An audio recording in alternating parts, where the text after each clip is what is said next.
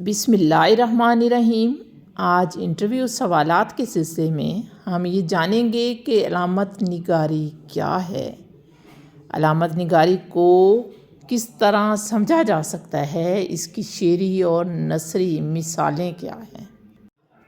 علامت نگاری، جسے انگلش میں سمبولزم کہا جاتا ہے، اگر اس کی انگلش تعریف کو دیکھیں تو an object which represent something else، یعنی ایک چیز جو کسی دوسری چیز کو ظاہر کرے، وہ چیز جو کسی کام یا کسی دوسرے کے وجود کی طرف اشارہ کرے، جیسے نشان، پتہ، کوئی کوڈ، یہ تو ہو گئے لغوی معنی۔ اگر ہم علامت نگاری کی باقاعدہ تعریف جو ہے اسے دیکھیں تو انگلش میں اس کی تعریف یہ بنتی ہے کہ a concrete object which represent an abstract concept، یعنی کنکریٹ آبجیکٹ ہو اور وہ ریپرزینٹ کرے ابسٹریکٹ کانسیپٹ کو۔ اب ابسٹریکٹ کانسیپٹ کون سے ہوتے ہیں؟ جیسے نیکی، بہادری وغیرہ، ان کو کوئی اسم مادہ ظاہر کرے۔ علامت نگاری میں ہم ایک چیز کی جگہ دوسری چیز کو رکھتے ہیں، لیکن شرط کیا ہے کہ جس چیز کی جگہ ہم دوسری چیز کو رکھتے ہیں وہ کنسیپٹ ہو۔ کنسیپٹ بھی کون سا؟ ابسٹریکٹ کنسیپٹ، اور اسے رکھا جائے کنکریٹ آبجیکٹ کی جگہ پہ۔ مثال کے طور پر اردو ادب میں گلاب کا پھول جو ہے ایک علامت ہے، اور گلاب کا پھول جو ہے وہ ایک کنکریٹ آبجیکٹ ہے جو ظاہر کرتا ہے پیار کو یا لو کو، جو ہے ابسٹریکٹ کنسیپٹ۔ یعنی کنکریٹ آبجیکٹ نے ظاہر کیا ابسٹریکٹ کنسیپٹ کو، ہم نے ایک تصور کو ایک چیز کے ذریعے ظاہر کیا۔ اب اسے ایک اور مثال سے سمجھتے ہیں کہ کبوتر جو کہ ایک کنکریٹ آبجیکٹ ہے، ایک اسم جامد ہے، اس کو امن کی علامت کے طور پر لیا جاتا ہے، اور امن جو ہے وہ ابسٹریکٹ کنسیپٹ ہے۔ تو اس سے آپ کو علامت نگاری کی سمجھ آ گئی ہوگی کہ ہم ایک اسم جامد کو ایک تصور سے ظاہر کرتے ہیں، یہ علامت نگاری ہوتی ہے۔ اردو ادب میں سلیب یا مسلوب ہونا ایک علامت ہے۔ یہ کیا ہے؟ مسلوب ہونے کے لیے استعمال کی جا رہی ہے اردو ادب میں سلیب کی علامت۔ اس سے بھی سمجھیں کہ سلیب کی علامت جو ہے وہ ایک کنکریٹ آبجیکٹ ہے، اور مسلوب ہونا ایک تصور ہے، اس کے لیے یہ علامت استعمال ہو رہی ہے۔ علامت نگاری کی باقاعدہ تعریف کیا ہے کہ علامت نگاری سے مراد مختلف افکار و خیالات اور احساسات و جذبات کو مخصوص الفاظ و اشارات کی صورت میں بیان کرنا ہے۔ یعنی علامت نگاری میں ہم افکار، خیالات، احساسات اور جذبات کو مختلف الفاظ اور اشارات کی مدد سے کوڈنگ کر کے بیان کرتے ہیں۔ کولرج کہتے ہیں کہ علامت سے میری مراد استعارہ، تمثیل یا کوئی صنعت بیان یا محض وہمے کی صورت نہیں، بلکہ اس کل کی وہ علامت نمائندگی کرتی ہے اور اس کا ایک اصلی اور لازمی جزو ہے۔ جیسے شیر جو ہے اس کی علامت بہادری کی نمائندگی کرتی ہے، تو وہ بہادری کا جز ہے۔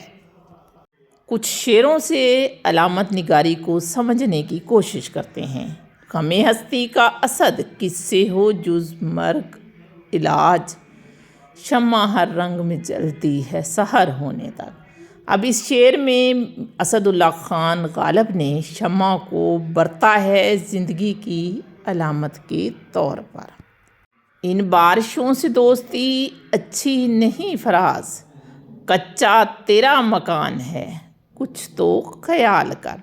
اب بارشیں بھی علامتی طور پر استعمال ہوئی ہیں، اور کچا مکان بھی علامتی طور پر استعمال ہوا ہے۔